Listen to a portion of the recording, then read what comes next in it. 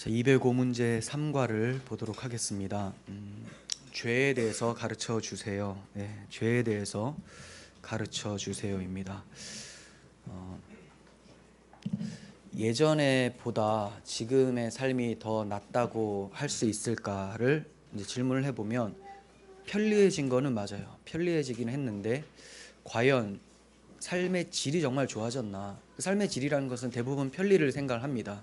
하지만 마음의 안락함, 안정감, 기쁨, 행복 이런 것들이 정말로 찼을까? 그렇게 말하기가 어려울 것 같습니다.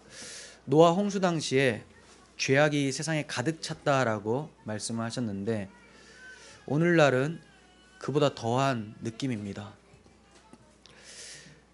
죄는 이웃과의 관계를 악화시키고 무엇보다도 죄는 하나님과의 교제를 끊어놓습니다. 이 두 가지를 끊어놔서 하나님과 관계가 잘못되니 이웃과의 관계에서도 어려움이 찾아오게 되고 시기, 질투, 싸움, 전쟁까지 나는 것을 보게 됩니다. 그러면 이 무서운 죄가 세상에 어떻게 들어오게 되었는가? 처음부터 죄는 없었는데 거룩하신 하나님이 죄의 조성자도 죄의 창조자도 아니신데 어떻게 이 죄가 들어왔을까? 이것을 성경이 어떻게 말씀을 하는지를 보도록 하겠습니다. 18번 봅니다. 하나님께서 인류의 시조에게 명하신 바가 무엇입니까? 자, 하나님이 법을 주세요. 하나님이 아무 말씀을 안 하시다가 무슨 말씀을 처음에 탁 하는 동시에 사람들이 아담과 하와죠. 하나님을 인식을 하게 됩니다. 보이지 않는 하나님의 음성이 들리니까 누군가 계시구나 알게 된다는 거예요. 근데 그 말씀은 곧 하나님이 피조물과 교제하시겠다라는 거죠. 교제. 보이지 않는 하나님 말씀 안 하시고 계시면 교제가 불가능해요. 스스로를 나타내셨어요. 이걸 계시라고 합니다. 나타내셨고 이들 하나님의 음성을 들었는데 어떤 내용을 갖고 있냐면 하지 말라요. 하지 말라. 법을 세워주십니다. 창세기 2장 17절 선악을 알게 하는 나무의 열매는 먹지 말라. 먹는 날에는 반드시 죽으리라.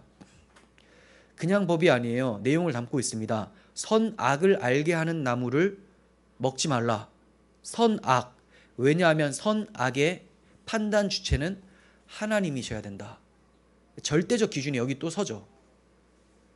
기독교들은 모두 다 절대적인 법을 가지고 있다고 했습니다. 절대적인 법은 하나님 말씀이에요. 이 하나님의 말씀이 절대적으로 선하기 때문에 이 선 외에는 악하다라는 것이 나오는데 이 선악을 알게 하는 나무를 먹게 되면서 나도 선악의 판단의 주체자가 된다라고 착각에 빠지는 그런 이제 사람들이 생겨나기 시작을 하게 됩니다. 하나님께서 먹지 말라 하셨고 먹는 날에는 반드시 죽는다고 하셨어요. 이것이 바로 하나님 나라의 최초의 법이었습니다. 법이 없으면 하나님과의 관계가 성립이 안 되고 하나님의 다스리심에 복종을 하는지 안 하는지를 알 수가 없죠. 그래서 하나님이 너는 과연 내 백성이 맞는지 내가 법을 줘서 보겠다라고 했으면 그 법대로 살면 하나님의 백성으로서 에덴 동산에서 살 수 있게 되었을 텐데 그가 얼마 가지 않아서 이 법을 어겨버립니다. 19번 봅니다. 그런데 인류의 시조를 무엇이 유혹했겠습니까? 우린 잘 압니다. 뱀입니다. 뱀. 뱀이 뭐라고 묻습니까? 여자에게 하나님이 참으로 너희에게 모든 동산나무의 열매를 먹지 말라 하시더냐? 왜곡이 시작됐죠. 어떤 왜곡입니까? 언제 하나님께서 모든 동산나무의 열매를 먹지 말라고 하셨습니까? 사실 모든 것은 하나님께서 그들에게 주신 선물이었어요. 하나님의 사랑의 표현이었죠. 그들이 창조에 대해서 한 것이 아무것도 없어요. 눈을 떠봤더니 가장 마지막에 자신들이 피조되었기 때문에 하나님께서 나에게 선물로 이 모든 것을 주셨구나를 알게 되는 거예요. 근데 사탄은 어떻게 합니까? 하나님의 사랑과 호의를 오히려 없애버리려고 왜곡된 말을 합니다. 모든 나무 열매를 먹지 말라고 하시더냐라고 얘기를 합니다. 이렇게 유혹을 했었던 뱀의 정체는 뭐냐? 20번 계시록 20장 2절 봅니다. 계시록에서 용을 잡았는데요. 곧 뱀이고 마귀고 사탄이다라고 합니다. 정체가 이제 드러나게 되는 거죠. 아마 뱀에서 이제 용으로 표현한 것은 말세에 갈수록 이가 기승을 더욱더 부리면서 그 강력한 권세를 행사한다라는 것으로 보여져요. 사도 요한이 말세에 일어날 일들에 대해서 환상을 보는데 용이 나타났는데 이 용이 바로 해석을 해주죠. 옛 뱀이다. 아담을 넘어뜨렸던 유혹했던 그 뱀이다. 그놈이 바로 사탄이고 마귀다라고 해요. 그러니까 마귀가 뱀의 모습으로 와서 간교하게 말을 한 거죠. 뱀 자체가 사탄은 아니죠. 지나가는 뱀 그냥 밟으면 죽잖아요. 물론 우리는 밟을 수 있는 담대함도 없지만 그냥 이제 도망가든지 뭐 땅꾼한테 좀 부탁을 하든지 그래야 되는데 마귀가 이제 뱀으로 나타나서 유혹을 했습니다. 21번 사탄의 유혹에 하와는 어떻게 반응을 했습니까? 이 타락의 과정이 좀 펼쳐져요. 자세하게 창세기 3장 6절 보시면 여자가 그 나무를 본즉 죄는요 봤을 때 시작이 됩니다. 보니까 안목의 정욕이 일어나는 거예요. 안목 뭔가 봐요. 자, 아름다운 옷을 봤어요. 고가예요. 입고 싶죠. 이거 죄는 아니에요. 그런데 내가 더 귀한 일들을 할 것이 있는데 거기에 빠져버려서 사는데 집중이 된다. 사명을 망각하고 죄가 되죠. 하나님의 영광은 없이 자기의 유익을 위해서 정욕을 위해서 사역하는 거. 안목의 정욕 뭔가 보니까 들어와요. 남자분들이 이제 뭐 여성분들도 그렇게 해서 남자분들 대부분 이제 성욕에 잘 넘어지는데 눈으로 보게 되면 유혹이 찾아옵니다. 하와도 마찬가지예요. 봤어요. 봤더니 죄는 참 달콤하다고 이 선악과가 너무나 아름다워 보이는 거예요. 자, 먹음직도 하죠. 육체의 정욕, 그리고 안목의 정욕, 이생의 자랑 이게 다 나오는데 먹고 싶어요. 부함직도 해요. 눈에 보고 지혜롭게 할 만큼 탐스러워요. 세상에 자랑이 되죠. 지혜롭게 되고 사람들에게 칭송을 받게 되고 이러한 유혹들이 찾아오는 거예요. 여자가 그 열매를 따먹습니다. 그리고 범죄는 항상 공범을 만들어요. 불안하거든요. 사람 양심이 있어요. 이거 안 되는데 하지만 벌도 함께 받으면 좀 좋겠다라는 그 심보가 있죠. 그래서 잡히면 불잖아요. 억울해요. 억울. 그래서 남편에게도 줍니다. 주었더니 남편이 홀라당 먹습니다. 홀라당. 그래서 왜 그러냐? 당신 뭐 하는 거야? 하나님의 법이 우선인데 도대체 뭐 하는 거야? 이게 이 아담이라는 남편의 직무였어요. 다스리는 권세를 주셨는데 아내도 보호할 의무가 있었거든요. 잘못했으면 그것에 대해서 질책을 하고 아담의 삼중직이 있어요. 나중에 예수님의 삼중직으로 가는데 어떤 직분을 가졌습니까? 예담이한테 잘 교육을 시켜서 아는데 메시아의 삼중직이 뭐야 하면 왕이요, 왕직, 다스리죠. 선지자직, 하나님 말씀을 대언을 합니다. 예수님이 하셨던 일들이에요. 그리고 제사장직, 죄인들을 하나님께 인도해서 용서받게 해주는 역할. 이거를 아담이 하는 역할이었어요. 아담이 세상을 다스릴 수 있었고 하나님의 말씀을 대언하면서 옳고 그른 것을 얘기할 수 있었고 아내가 넘어졌을 때 하나님께 나아가서 죄를 사해달라고 얘기할 수 있었던 중보자의 역할을 할 수 있었던 자격이 있었던 사람인데 아내가 넘어지니까 나도 맛있겠다 한번 먹어보자 이렇게 되는 거죠. 아니면 아내만 지혜롭게 되는 것이 화가 났었는지 아무튼 그 죄에 동참을 하게 됩니다. 그러니까 대표자로서 하나님이 인류의 대표자로 세워주셨는데 그 대표자로서의 자격을 상실하게 되죠. 깜이 안 돼요. 깜이. 자, 이럴 경우에 여러분들이라면 어떻게 반응했겠습니까? 난 아니야 하시겠습니까? 정말 난 아닐 수 있을까? 한두 번까지는 그럴 수 있을 것 같은데 저는 한두 번이 아니라 한 번에 넘어갈 것 같습니다. 저는 저를 잘 알아요. 이제 고집 피우지 않기로 했어요. 너무 약해요. 두려워요 정말. 그래서 하나님을 의지할 수밖에 없고 성령을 구할 수밖에 없습니다. 여러분들 얼마나 참으시겠습니까? 참아봤자 넘어집니다. 왜? 마귀가 한두 번 하다가 갈 것 같아요? 여러분들의 삶에 한두 번 유혹을 합니까? 예수 믿었을 때부터 지금까지 단 하루도 쉬지 않고 단 한 시간도 쉬지 않고 계속 공격을 하고 우리가 죽을 때까지, 주님 품에 안길 때까지 유혹을 합니다. 요 놈이 에덴 동산에서 안 되네 하고 돌아갔을까요? 예수님을 유혹했던 마귀가 잠시 떠나니라 이렇게 표현을 되었어요. 잠시 떠나니라. 예수님 안 되는가 하고 다시 나중에 찾아와요. 십자가로 또 유혹을 하죠. 그 앞에서 여러 번 유혹을 합니다. 많은 사람들에게 조롱과 멸시당하게 해서 자존심 상하게 하고, 그래도 네가 십자가를 지겠냐, 나중에는 무력 박해를 통해서 그래도 십자가 지겠냐, 십자가 위에 있는데 조롱하면서 네가 하나님의 아들이면 내려와 봐라, 여기까지 얘기를 해요. 끈질기죠. 우리에게 더하겠지 않겠습니까? 아담 넘어졌으면 우리도 다 넘어진다는 거예요. 대표자가 넘어졌는데 나는 다를 거다라는 그런 기대를 갖지 마십시오. 똑같습니다. 여러분은 최근에 어떠한 유혹을 받은 적이 있습니까? 그리고 그 유혹에 어떤 식으로 반응하셨습니까? 어떤 사람들이 직장을 다니면서 여러 가지 유혹들이 있을 수 있어요. 이렇게 하면 훨씬 더 쉽게 가는데, 하지만 하나님의 가치관을 무너뜨리는 건데 내가 잠깐 양심을 가려볼까? 그럴 수가 있겠죠. 가정에서 또 여러 가지 일들이 발생할 수 있고 학교에서도 그렇습니다. 여러분 각자가 한번 물어보시길 바랍니다. 그리고 어떻게 반응했는지, 혹 넘어지셨다면 회개하시고 다시 한번 하나님의 법과 세상의 법에 타협하지 않고 할 수 있도록 간구하시기를 바랍니다. 22번 봅니다. 하나님의 명령을 어긴 것을 무엇이라고 말씀합니까?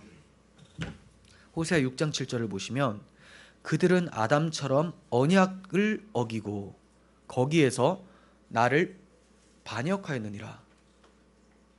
그들은 아담처럼 언약을 어겼다. 하나님은 선악과를 먹지 말라고 하는 법을 주셨는데 이 법에 대해서 언약이었다라고 표현을 하고 있죠. 어떤 언약일까요? 이 언약은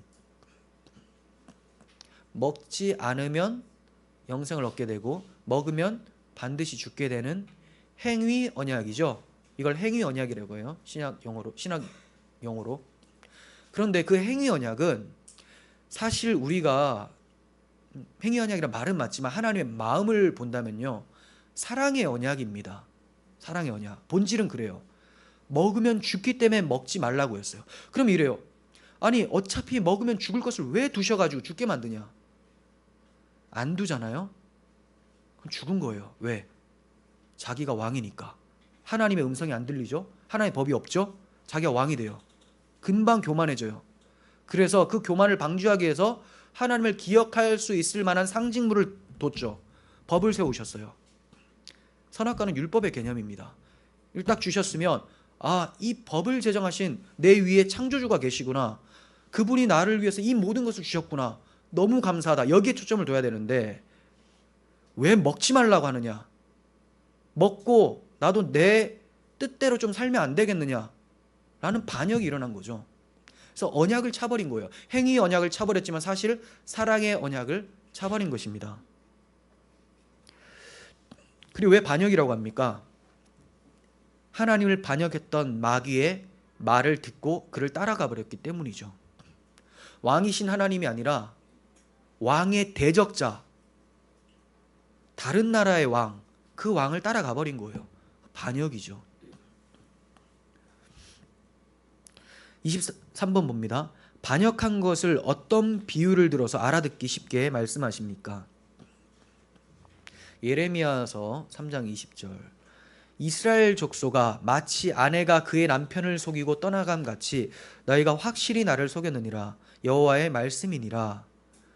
자, 하나님을 반역한 것, 선악과를 먹은 그 행동을 가리켜서 외도했다라고 하세요. 그죠? 아내가 남편을 속이고 떠나간 것처럼. 요즘에는 간통 죄가 안 되잖아요. 지금 그렇잖아요. 하나님의 법에서는 죄라고 하고 있어요. 결혼은 너무나 성스러운 것이니까. 그 결혼은 예수와 교회와의 구원을 담고 있으니까, 너무 중요하니까. 하나님께서 하나님의 법을 어기고 떠난 것을 간음했다라고 하셨어요. 이것을 친절하게 가르쳐 주시기 위해서 하나님께서는 선악과를 먹지 말라고 하시고 뭘 하시냐면 바로 이어서 자, 아담과 하와를 만드세요. 아담을 만드시고 하와를 아담의 갈빗대에서 빼서 만드시죠. 이거 왜 만들었을까요? 하나님과 아담과의 관계가 아담과 하와, 아내와의 관계, 부부 관계와 같다라는 것을 알라는 거예요. 그러니까 자기 아내를 보면서 평생을 사랑해줘야 되겠다. 그리고 아내도 남편을 보면서 평생을 섬겨야 되겠다. 이런 관계로 살아가면서 하나님과의 관계가 바로 이런 관계구나. 우리의 관계구나. 이걸 알려고 했는데 하나님 먹지 말라는 선악과를 먹었습니다. 누가 찾아와서? 외간 남자인 뱀, 외도죠. 그래서 하나님의 언약을 어긴 것을 간음한 것이다 라고 하고 그것을 가리켜서 우상 숭배한 것이다 라고 성경에서는 얘기를 합니다.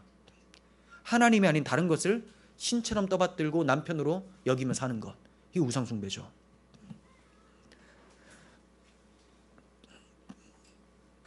(24번) 봅니다. 이렇게 죄가 세상에 들어왔는데 그 결과가 어떻게 됩니까? 반드시 죽으리라 하셨으니 반드시 죽겠죠. 로마서 5장 12절. 그러므로 한 사람으로 말미암아 죄가 세상에 들어오고, 여기 한 사람은 누구요? 아담. 하와 아닌가요? 라고 하면 아니에요. 하와는 대표자가 아닙니다. 네, 아담이 대표자였죠. 한 사람으로 말미암아 죄가 세상에 들어오고 죄로 말미암아 사망이 들어왔나니, 결국 아담이 죄를 지어서 아담 때문에 사망이 들어왔다라는 거예요. 이와 같이 모든 사람이 죄를 지었으므로, 왜요? 다 아담 안에 있었으니까. 여기서도 생명의 개념을 도출할 수 있겠죠. 아담 안에 다 생명이 있었다라는 거죠. 아담이 지었는데 우리가 왜 지은 게 됩니까? 아담 안에 있었으니까. 그러니까 우리가 태어나기 전부터 우리는 하나님께서 계획한 사람들이었어요. 생명이었어요. 생명. 아담 안에서 모든 사람이 죄를 지었다. 그래서 사망이 모든 사람에게 이르렀다라고 합니다. 한 사람으로 말미암아 죄가 들어왔다고 하면서 모든 사람이 죄를 지었다고 하시는 이유가 뭐냐? 아담이 인류의 시조고 대표자였기 때문에 그래요. 대표자. 이 대표자 원리는 너무나 중요하고 감사한 원리입니다. 왜냐하면 대표자 원리로 안 했잖아요. 각자의 죄로 다 죽게 돼요. 구원자가 하나님 아들 한 분인데 그분으로 안 돼요. 왜냐하면 하나님의 아들은 대표자인 아담이 실패했을 때 마지막 아담으로 대표자로 오시거든요. 근데 이 대표자 원리가 없으면 각자의 죄를 각자가 알아서 해야 되는 거죠. 그럼 다 죽어요, 다. 그러므로 괜히 아담을 대표자로 세워서 우리를 죽게 만들었어 하고 불평할 것이 아니라, 우리도 어차피 대표자였다면 우리가 다 죄를 지었을 텐데, 이 아담이라는 대표자가 실패했을 때 하나님이 또 다른 대표자인 마지막 아담, 마지막 사람 예수 그리스도를 보내주셔서 우리를 구원하셨다. 이 하나님의 섭리에 찬양을 할 수 있어야 된다는 거예요. 이 대표자 원리를 모르니까 아담만 아니었으면 괜찮았을 텐데, 얼마나 어린아이와 같은 말상입니까? 아담이 아니었으면 나는 괜찮았을까? 아니죠. 25번 봅니다. 죄가 들어오니까 이 죄가 무엇을 발생시키냐면 두 가지로 죄악을 발생시키는데요. 로마서 1장 18절.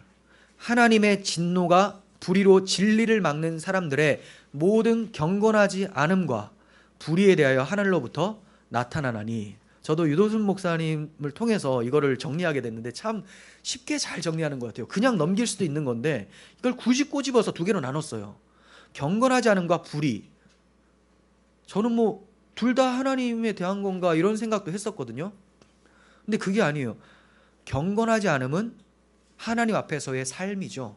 예배자의 삶이 제대로 되지 않았을 때 우상 숭배하고 이러한 불신앙적인 걸 얘기를 하는 것이고요. 불의함은 그 불신앙적일 때 발생되는 악을 얘기를 합니다. 그 악은 필연적으로 눈에 보이는 사람들에게 행하게 돼요. 하나님을 떠난 세상이 이제 생명까지도 가치 없게 여기는 세상으로 치닫고 있잖아요. 이게 불의함이죠. 무엇이 불의함입니까? 하나님의 의를 나타내지 않고 자기 의로 세상을 이끌어 가겠다라는 것이 불의함인데, 돈 하나 더 먹고 이런 것 정도가 아니라는 거죠. 그것도 불의함이에요. 나쁘게 착취하는 거. 근데 이건 그런 문제가 아니에요. 하나님의 의를 모르고 자기 의를 힘써 세우려고 하나님의 의에 복종하지 않는 이 모든 것, 이걸 이웃들에게 행하는 거죠. 불의함이에요. 죄가 세상을 병들게 만들어요. 인간 때문에 자연이 타락을 해버렸습니다. 26번 봅니다. 그러면 경건하지 아니함의 대표적인 죄를 무엇이라고 말씀합니까? 자, 하나님과의 관계성이라고 말씀을 드렸습니다. 로마서 1장 21절에서 바울은 하나님을 알되 하나님을 영화롭게도 아니하며 감사하지도 아니하고 오히려 그 생각이 허망하여지며 미련한 마음이 어두워졌나니 스스로 지혜 있다 하나 어리석게 되어 썩어지지 아니하는 하나님의 영광을 썩어질 사람과 새와 짐승과 기어다니는 동물 모양의 우상으로 바꾸었느니라. 경건치 않음의 대표는 우상 숭배죠.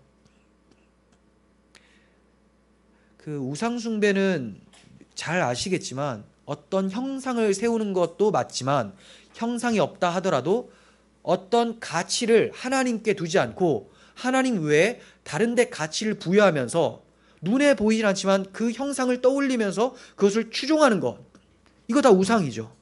우상 숭배. 대표적인 것은 나를 섬기는 것. 뭐 돈을 섬기고 먹을 거 섬기고 재력을 섬기고 다 버려도 됩니다. 어차피 그거 다 나를 위한 거거든요. 내 성공, 내 배, 내 욕심, 내 성공 했군요. 네, 이런 거죠. 그러니까 결국은 내 배를 채우는 것. 우상은 나예요. 나를 사랑하라. 마귀가 가장 잘 들려주는 자장가 같은 소리죠. 나를 사랑하라. 마귀는 나를 섬기라고 안 해요. 마귀 자신을 섬기라고 안 합니다. 너를 사랑해. 그렇게 되면 그게 바로 나를 섬기는 거야. 마귀를 섬기는 거야. 이거예요. 얼마나 많은 인문학이나 동기부여 책들에서 자기를 사랑하세요, 심리학 다 하지 않습니까? 자기를 사랑하세요. 자기만 사랑하게 되죠. 나를 사랑하려면 다른 사람들 거를 좀 가지고 와야 되거든요. 그래서 나의 부족함을 채워줘야 되니까 불의함이 나타나고. 우상숭배라는 것은 바로 이런 것입니다. 하나님의 영광을 다른 것으로 바꾸어 버려서 이게 바로 하나님이야, 이게 바로 신이야, 이것이 나를 만족시킬 수 있어 라고 가치를 부여하는 모든 것입니다. 그런 사람들 스스로 지혜 있다고 생각을 해요. 세상은 이런 거야, 삶은 이런 것이지. 많은 철학자들 있죠. 그들이 저보다 공부를 훨씬 많이 했죠. 비교도 안 돼요. 천재들 많아요. 하버드 철학자들, 아까 말씀드렸던 이름이 갑자기 생각 안 나는데 그 사람 같은 경우는 진화론 심리학자예요. 천재예요. 이 시대 최고의 지성이라고 합니다. 제가 볼 때는 그냥 그런 사람인데, 좀 정신이 이상한 사람인데 왜 그렇게 제가 무시를 할까요? 저는 인문학 그분보다 많이 공부 안 했고 비교도 할 수 없지만 하나님의 지혜를 성경을 통해서 배웠기 때문이다. 저뿐만이 아니라 여러분들도 마찬가지죠. 그래서 학벌이 짧아도 하나님의 이 복음의 지혜를 안다면 아무리 낮은 지식이라도 하나님의 지혜라도 세상의 지혜보다 훨씬 뛰어납니다. 비교가 안 돼요. 그걸 바울이 얘기를 하거든요. 우리는 하나님의 지혜를 가졌다. 베드로가 공부를 많이 했습니까? 아니에요. 그렇지 않아요. 하지만 초대교회의 대표로서 그렇게 하나님 말씀을 전할 수 있었던 거예요. 누가는 의사입니다. 하지만 베드로 밑에 있죠. 왜 그렇습니까? 하나님의 말씀을 받아서 전하는 베드로가 우선적이었다라는 거예요. 저는 지금 목회자를 얘기를 하는 게 아닙니다. 모든 성도들이 다 이와 같은 하나님의 지혜를 가지고 있는, 이 고귀한 지혜를 가지고 있는데 세상 지혜 많은 사람 앞에서 벌벌 떨어요. 혹시 내가 모르는 걸 얘기하지 않을까? 모르는 거 얘기해도 돼요. 하지만 그걸로 그들은 구원을 얻을 수 없다는 것을 자기들이 알아요. 구원이 뭔지도 모르고 영원할 것이라는 것도 장담을 못해요. 뭔가 전제가, 시작이 없으니까. 시작이 있으려면 처음을 알아야 되는데 처음이 우연이에요. 우연. 그러니까 시작이 없어요. 그냥 여러분들은 창조주 하나님의 지혜를 가지고 있기 때문에 두려워하지 마시고 담대하게 얘기를 하세요. 물론 우리가 공부도 해야죠. 그들이 무슨 사고를 하는지도 공부를 해야 돼요. 괜히 가셨다가 창피당하는 경우도 있을 수가 있겠지만 본질적으로는 우리가 가진 이 복음이 정말로 지혜입니다. 제 친구가 그 이제 최근에 며칠 전에 알게 됐어요. 그 친구가 원래 신자가 아니었거든요. 저도 마찬가지 고등학교 친구예요. 같이 축구도 하고 뭐 농구도 했는데 그 친구가 뭐 이렇게 페이스북을 봤는데 크리스찬이 돼 있는 거예요. 그 국대 떡볶이 대표 아세요? 그 김상현 씨라고 하면 안 되지 친구니까 예 근데 좀 그러네요 나이가 있으니까. 아무튼 그 친구가 저는 국대 떡볶이를 굉장히 좋아했는데 그 친구인지 몰랐어요. 근데 신앙인이 되어 있는 거예요. 그래서 너무 반가워가지고 연락을 했더니 그 페이스북 신청했더니 모르고 받은 거죠. 제가 목사가 됐을 거라고 어떻게 생각했었겠어요. 저는 지갑에 옷 많이 받으면 부적이 있었었고 그랬었는데, 그리고 불교 학생이었고 반야신경 외우고 이랬는데 그 친구도 반기독교였고 너무 감사해서 이제 패친을 맺었는데 모르고 있다가 제가 남겼죠 메시지를. 야 나 알겠냐 하면서 잘 지냈냐 너무 반갑다라고 했더니 그 달리기 잘하던 인수, 네 달리기 잘했거든요. 네 잘했습니다. 지금 뚱뚱해서 못하지만 지금 잘 걷지도 못하죠. 그때는 최고 기록이 11초 플랫. 엄청 빠르잖아요. 11초 00. 조금만 당겼으면 10초대인데 0.1초를 당기기는 어렵습니다. 네 아무튼 자 근데 그래 맞다 하면서 이제 너무 반가워하는 거예요. 자기도 크리스찬이 됐으니까. 믿은 지 이제 5년 정도 됐고 저는 이제 한 몇 년 됐죠. 제가 2004년에 믿었으니까 15년. 제가 훨씬 선배네요. 그래서 이제 통화하면서 너무 반가운 거예요. 이 친구가 이제 저한테 문자를 보냈어요. 나는 세상에 선생님들이 있어서 좀 죄송한데 세상에 참된 선생은 목사라고 생각한다. 왜냐하면 진리를 전하니까. 이렇게 얘기를 해요. 그래서 너무 존경스럽고 고맙고 힘이 된다라고 보내더라고요. 그래서 내가 너무 감사하다. 나도 사명감 가지고 더 열심히 진리를 전하겠다. 이렇게 얘기를 했어요. 저만 이 진리를 가지고 있는 게 아니죠. 여러분들이 복음을 전하면 여러분들은 다 참된 선생인 거예요. 바른 걸 가르치게 되는 거죠. 자, 그런데 많은 사람들이 이 하나님을 아는 지혜를 버리고 자기 지혜로 하나님과 대항하며 싸웁니다. 이게 바로 이제 우상 숭배의 모습입니다. 27번 봅니다. 그러면 그들이 섬기는 우상은 어떤 물건이라고 말씀합니까? 사람들이 우상 숭배를 하는데, 눈에 보이는 것을 만들어서 하는데, 시편 115편 4절, 그들의 우상들은 음과 금이요 사람이 손으로 만든 것이라 입이 있어도 말하지 못하며 눈이 있어도 보지 못하며. 이거 굉장히 언어 유희를 하시는 것 같아요. 귀가 있어도 듣지 못하며 코가 있어도 냄새 맡지 못하며 손이 있어도 만지지 못하며 발이 있어도 걷지 못하며 목구멍이 있어도 작은 소리조차 내지 못하느니라. 뭐예요? 옵션으로 살았는데 아무 기능이 안 돼요. 구조는 다 가지고 있어. 닭이 날지를 못하는 것과 같이 날개는 있는데 기능적으로 아무것도 안 되는 거죠. 그거 뭐냐? 그냥 깎아놓은 돌 아니냐라고 해요. 그런데 저는 이거 보면서 너무 무서운 게, 우상이 이렇잖아요. 근데 타락한 인간들이 이래요. 눈이 있어도 보지를 못해요 하나님을. 귀가 있어도 주의 말씀을 듣지를 못합니다. 발이 있어도 하나님께 나아갈 수가 없어요. 손이 있어도 주를 섬길 수가 없습니다. 똑같은 것을 만들어서 신이라고 섬기고 있죠. 이게 타락한 인간의 모습입니다. 오늘날 우상에는 어떤 것들이 있을까요? 대놓고 우상 깎아서 만드는 사람들도 있겠지만 기독교인들 중에서도 우상이라고 생각도 못하고 넘어가는 경우들이 있죠. 중독이라는 것은 다 우상입니다. 중독.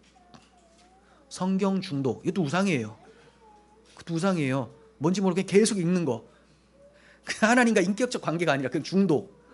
자, 너무 그래도 퀄리티 있는 걸 얘기를 했고 좀 저급한 거 얘기하겠습니다. 게임 중독, 돈 중독, 그다음 성 중독, 또 그 쇼핑 중독, 먹는 것 중독. 이거 뭐라고? 식탐, 탐자 붙으면 이제 끝이죠. 탐. 중독이 너무 많아요. TV 중독. 그러니까 중독은 뭐냐면요, 내가 안 하고 싶은데 계속 하게 되는 거. 사실 안 하고 싶은 거는 거짓말이고 우리는 항상 더 강렬한 의지에 반응을 합니다. 더 좋아하는 걸 항상 택하거든요. 그러니까 중독이에요. 근데 머리로는 이게 아닌데 하면서 계속 하게 되는 거, 이거 중독이에요. 게임을 하다가 아니다, 이제 꺼야 되겠다, 할 일이 있다, 꺼요. 중독 아니에요. TV 보다가 이러고 있을 때가 아니지, 꺼요. 중독 아닙니다. 여가생활. 근데 근데 이것만 더 봐야 돼. 다음 회 딱 큰일 났다. 중독. 그렇게 만들어요. 세상은 우리를 중독시키려고 엄청 노력합니다. 이런 걸 보면 기독교인을 세상의 중독에 빠지게 만드는 마귀의 손길이 보여요. 물론 PD들이 그걸 생각하고 하진 않겠죠. PD들은 당연히 시청률 높이고 더 하려고 하지만 마귀는 그 배후에서 세상을 그렇게 조종을 하고 있죠. 크리스찬들이 어떻게든 하나님께 나아가지 못하도록 만드는 그러한 조종을 하고 있다는 거예요. 그러니까 우리는 중독에서 벗어나야 돼요. 그래서 옆에서 이제 중독이 일어날 것 같으면 친구들이나 뭐 이제 자녀들 또 남편이나 아내들 이렇게 탁탁 쳐주세요. 중독. 그러면 네, 알도록. 중독은 나도 모르게 싹 넘어가거든요. 자, 28번.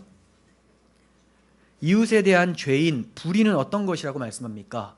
불의는 로마서 1장 29절에 여러 개가 나옵니다. 모든 불의라고 하면서 크게 얘기하면서 추악, 탐욕, 악의, 그리고 시기, 살인, 분쟁. 살인이라는 말 들을 때 쿵거리네요. 막 무섭네요. 분쟁, 사기, 악독, 수근수근. 일단 다 걸렸어요. 여기서 어떡하죠? 다 잘 피하다가 수근수근해서. 우리 수근수근 안 하는 사람 있어요? 남 헐뜯고 비방하고 모략하고 이런 것들이 나도 모르게 나오면서 남 헐뜯으면서 자신이 높아지는 그 느낌 없지 않아요. 다 있어요. 우리 옛날 습관이 다 있기 때문에 그게 있다니까요. 내가 높아질 능력이 안 되니까 남을 내려서 내가 높아지는 거죠. 그러니까 내 자리는 그대로예요. 낮춰버리니까 내가 높아진 것처럼 보이는 거예요. 사실 이 자리도 아닌데, 이 자리가 아니거든. 나는 저 밑바닥에 있는데 계속 남을 눌러서 높아지려고 하죠. 수근수관에 걸리고 뭐 시기 걸리죠. 사기는 모르겠습니다. 그리고 탐욕 많이 걸립니다. 여러분들이 해당되는 것을 하나씩 꼽아보세요. 제가 한번 물어볼까요? 그러면 대답하기 그렇죠. 안 물어봅니다. 저는 그렇게 난처한 건 물어보지 않아요. 이렇게 쿵 하면서 생각하게끔 만드는 거지. 자, 그러진 않습니다. 29번 봅니다. 그러므로 예수님은 어떤 자들을 부르러 오셨다고 말씀합니까?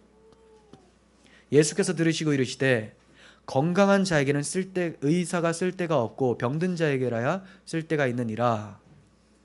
나는 의인을 부르러 온 것이 아니요 죄인을 부르러 왔노라. 예수님이 의사와 병자를 비유를 하면서 구원자이신 예수님과 죄인이 우리들을 얘기를 해주십니다. 병든 자는 의사를 찾죠. 근데 병든 자가 자기가 병 걸린지를 모르고 인정을 안 한다면 의사를 절대 안 찾아요. 자기는 건강하다고 생각하니까. 그게 서기관과 바리새인과 같은 자기 의로 충만한 사람들. 이런 사람들은 하나님의 의를 멸시합니다. 나는 충분히 의로운데 예수 당신을 믿어야 의롭다고? 저리 가. 아니야, 맞아, 나를 믿어야 돼 했더니 듣기 싫어하면서 십자가 사건을 발생을 시킵니다. 하지만 자기가 죄인인 걸 아는 세리와 같은 사람, 누가 봐도 죄인이었어요. 사람들이 다 손가락질합니다. 자기도 알아요. 양심이 찔렸어요. 하지만 먹고 살려니까 어떻게 해야 될지 몰라요. 어떡하지 하는데 예수님이 구원자로 오신 거죠. 예수님, 저 병든 자입니다. 저 주님 없으면 살 수 없습니다 하며 나아갑니다. 이들을 구원하러 오신 분이 예수님이에요. 자기가 스스로 죄인인 것을 알고 회개하며 주님을 찾는 자. 여러분, 우리 모두가 다 이 과정을 거쳤죠. 우리 모두가 다 죄인입니다 합니다. 아니, 세상에 이런 집단이 어디 있어요? 너 죄인이지 하면 나 죄인 아니에요 다 이러는데, 묻지도 않은데 나는 죄인이에요 이래요. 이거 뭐 이상한 사람들 같아요. 하지만 우리가 죄인이라는 것은 하나님 앞에 섰기 때문에 MRI를 찍는 것처럼 우리의 더러움들이 보였기 때문이에요. 이걸 도무지 감출 수가 없어요. 이불로 덮어도 하나님의 그 투시경으로 보면 다 보인다는 것을 알고 살려주세요라고 말을 할 뿐이죠.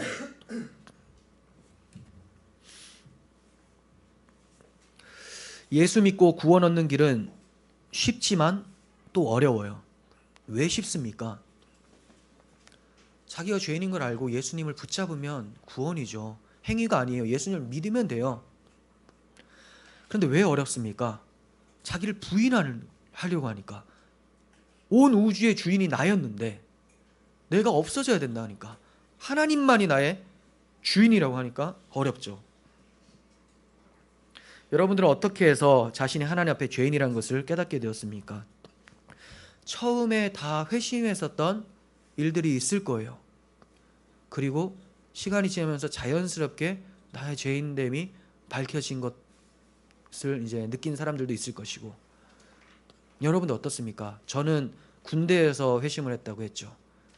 나름대로 의롭게 산다고 했고 좋은 생각이라는 월간지 맨날 그 남자가 받아보면서 거기에 막 메모하고 이렇게 살아야지, 착하게 살아야지 하면서 이렇게, 그래서 막 리어커 끌고 다니는 할아버지 있으면 뒤에서 밀어주고, 나 여기 이런 거 했다. 정말 착하게 살았어요. 그래서 친구들이 저를 뭐라고 했냐면 바보라고 했어요. 진짜 멍청해서가 아니라 뭐 나쁜 말 해도 그래, 착하게 살아야 되니까. 그런데 군대에서 기도를 하는데 저의 악함이 드러나는 거예요. 사람들이 발견 못한 나의 악함. 여기에서 하나님의 MRI에 걸린 거죠. 두렵고 떨립니다. 너무 무섭습니다. 나 이제 금방 불에 타 죽겠구나. 너무 신기해. 왜 지금 안 죽고 있지? 철로역정에서 크리스찬이 이 멸망의 도성이 곧 멸망할 거라는 그 느낌을 제가 받았단 말이에요. 펑펑 울면서 살려달라고 막 얘기를 했어요. 이러한 회심의 사건이 조금 모양이 다를 수 있겠지만 어떤 사람이 이렇게 나와요. 또 어떤 사람은 다를 수 있습니다. 각자 있을 거예요. 생각해 보시고, 그러한 자각이 많이 일어나지 않는다면 하나님, 나의 죄를 피하지 말고 맞닥뜨릴 수 있는 담대함, 진정한 담대함이죠. 이 담대함을 주시고 가난케 하시는 성령의 은혜를 허락해 주세요라고 기도하셨으면 좋겠어요. 정말로 기적은 회심하여 예수님을 믿는 것이 기적인데, 또 다른 기적은 회심을 하고 예수님을 만났는데 여전히 그대로인 게 기적이죠. 이 엄청난 두 가지 기적, 뭐가 틀렸을까요? 뒤에가 문제가 있겠죠. 그러니까 우리의 회심이 하나님 앞에 다시 한번 점검하면서 다시 저를 도와주소서라고 부르짖는 우리들이 되었으면 좋겠습니다. 30번 봅니다. 그러므로 죄를 깨닫는 것이 어렵고도 중요한 일입니다. 왜냐하면 죄를 깨달아야 의원 되시는 그리스도를 만날 수 있기 때문입니다. 율법을 다 지켰다고 자신했던 바울은 어떤 계명을 통해서 죄인임을 깨닫게 되었습니까? 로마서 7장 7절, 율법으로 말미암지 않고는 내가 죄를 알지 못하였으니, 율법이 탐내지 말라, 10번째 계명이죠. 탐내지 말라 하지 않았다면 내가 탐심을 알지 못했을 것이다. 자기는 외적인 것은 다 지켰었어요. 율법으로는 흠이 없는 자라고 스스로를 얘기를 했어요. 외적으로 11조 다 하고, 안식일 제대로 지키고, 살인 안 하고, 간음 안 하고, 도둑질 안 하고, 안식일 제대로 지키고 했나요? 네, 계속 왔다 갔다 하네요. 모든 걸 제대로 했어요. 그런데 어디에 걸립니까? 탐내지 말라. 이건 어떻게 하는 거지? 마음인데, 마음. 탐심. 골치 아파졌다 이거. 여기에서 걸리는구나. 결국 모든 10계명은 마음이 근원이다라는 것을 하나님이 드러내셨죠. 바울이 그걸로 비추어 보니까 나 살인한 자네, 나 간음한 자네, 나 도둑질한 자네, 다 들통이 난 거예요. 주님, 나를 도와주소서, 나를 용서해 주세요. 이렇게 되는 것이죠. 그래서 그가 자기의 죄가 탐심이란 10번째 계명에 들통이 나게 되니까 내가 죄인 중에 괴수다, 가장 나쁜 우두머리다 라고 얘기를 하는 거예요. 저놈이 더 나쁩니다 라고 하지 않고, 지금 내 죄가 이렇게 쌓여 있는데 남의 죄가 지금 신경이 쓰이지가 않아요. 내가 제일 나쁜 놈이죠.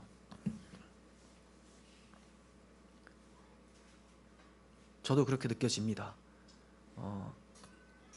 물론 성령 충만하지 않으면 교만해져서 남 정죄하고 그럴 때가 있죠. 하지만 기도하고 말씀을 볼 때 제가 늘 하나님 앞에, 여러분들한테는 좀 죄송하고 실망시킬 수도 있지만 하나님 앞에 기도하면서 하는 것은, 하나님, 우리 교회에서 제가 제일 믿음이 없는 것 같아요, 이런 얘기를 많이 해요. 저는 목회자고 유혹이 덜하죠. 세상의 불신자들과 만나서 싸울 일도 많이 없어요. 여러분들은 각자 일터에서 치열하게 싸울 거란 말이에요. 아닌 분들은 회개하시고 그렇게 열심히 싸우실 텐데, 그러면서 주의를 빠지질 않아요. 빠진 분들 회개하시고 빠지질 않고 치열하게 싸워요. 믿음을 지켜요. 대단하다 정말. 그래서 제가 하나님 정말 너무 감사합니다. 제가 저분 때문에 제 신앙이 저분들 때문에 유지가 되는군요. 이런 얘기를 하거든요. 여러분들 실망하셨겠지만 저는 믿음이 약합니다. 하지만 하나님 믿음에서 떠나지 않도록 지켜주세요. 여러분들이 항상 무장하시고 겸손한 마음으로 주님을 찾으시고 내가 가장 죄인 중에 괴수다라는 것을 인정하시면서 정직하게 하나님 앞에 좀 서셨으면 좋겠습니다. 31번.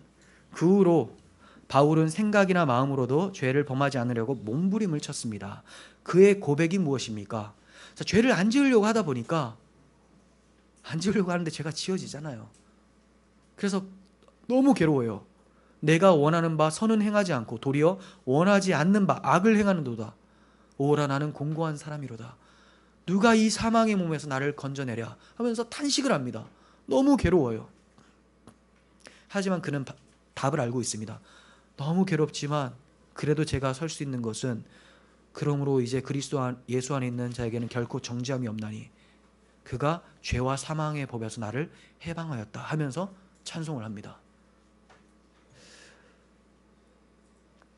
32번 봅니다. 하나님은 만물 즉 개나 소보다 사람의 무엇이 더 거짓되다고 말씀합니까? 우리가 막 사람들 욕할 때 우리가라고 하면 안 되겠고요. 아는 사람들이 욕할 때 저 개 자식 뭐 하고 저 소 같은 놈, 돼지 같은 놈 하잖아요. 여러분이 한다는 게 아니라 이렇게 많이 그런 말을 씁니다.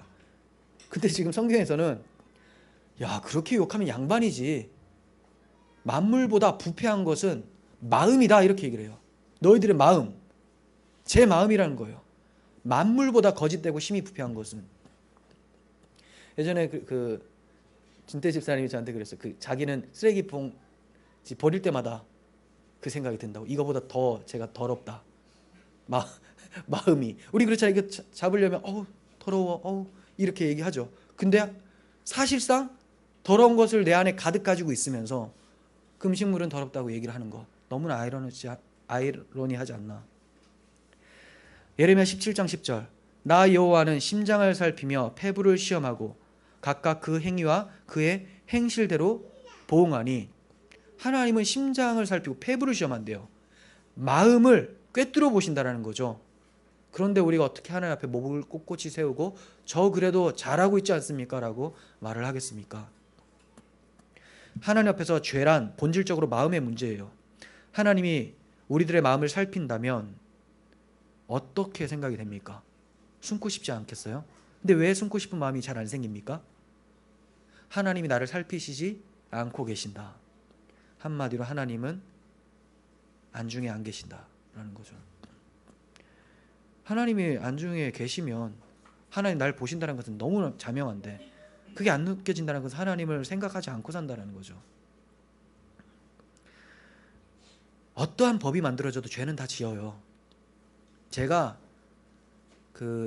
죄를 없애는 법을 없애는 것을 무서워하는 이유는, 경계하는 이유는 가치관을 흐트러 놓을까 봐 그런 거지 범죄가 일어나지 않을 거다 기대해서가 아니에요.